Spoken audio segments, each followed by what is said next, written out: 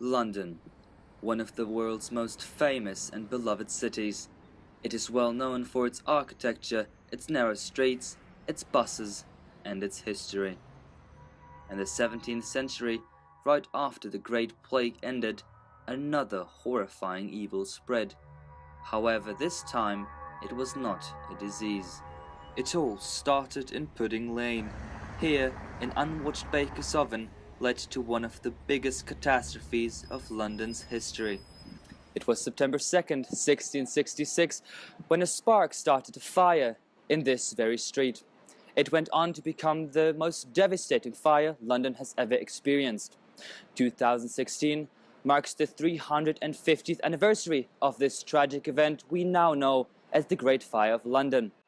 To remember it, and to give people a glimpse of what it was like to be in the city at the time, the Museum of London put together a rather special exhibition. The Museum of London is the world's largest urban history collection. Every year, over 1 million people discover the history of the city.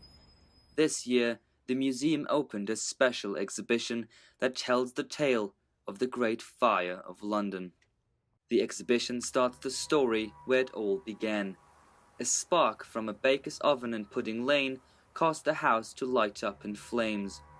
The wooden houses next to it began to catch fire, and soon the whole narrow street was burning. It was early in the morning when it all happened. Londoners were slow to respond, and a hot summer and a strong wind made the fire grow larger every hour.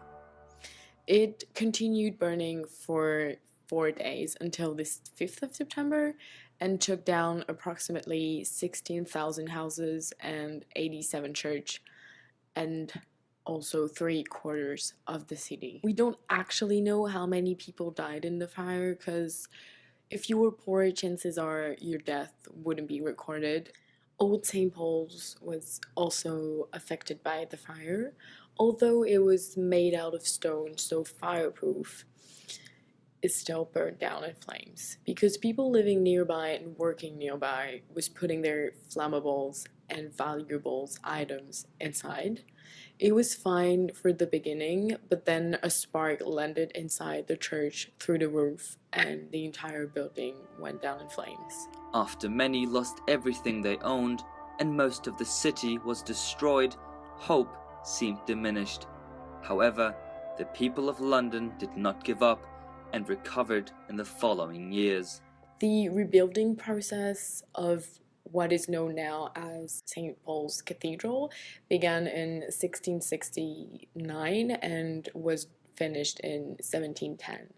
The new exhibition at the Museum of London leads you through the dreadful days 350 years ago. We made this exhibition from the point of view of everyday Londoners so that the families that come visit can relate. And we actually noticed that when you look back on history, these families are not really well represented when they were the first affected. From the time before the fire to the days after, visitors can learn and explore. The curator of the exhibition assures parents that the experience is, despite the gloomy and dark atmosphere, not scary. This is very family friendly. We made sure that we had a lot of activities that children could play with to discover the fire. But we still have a lot of activities for the parents too, a lot of paintings and a lot of facts. There is loads to touch, facts to discover, and seating for tired legs. Of course, adults can learn loads and enjoy this experience as well. There are many interesting objects on display, some of which have never been seen by the public. A book predicting the disaster, an oven from 1666, and a Bible that survived the flames are just a few of the many objects.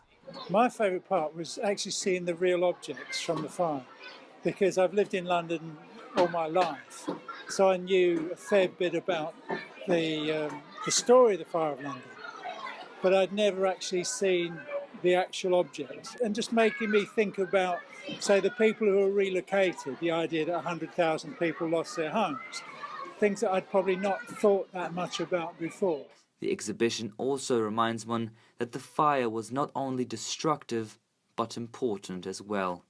London is and has always been growing, and the fire helped it grow.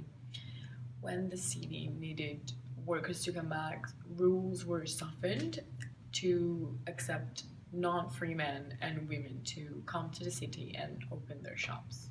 Today, a 61-meter tall monument next to Pudding Lane reminds the city of the event that changed it so much. 311 steps lead up to a platform from which you have a great view of the city the disaster helped to create. Even though it was a horrifying time of destruction, it was responsible for creating the path towards the London we all know and love. From the first spark to the days after the fire, the new exhibition is a great way to experience the tragic but important event. Harold James, BBC News.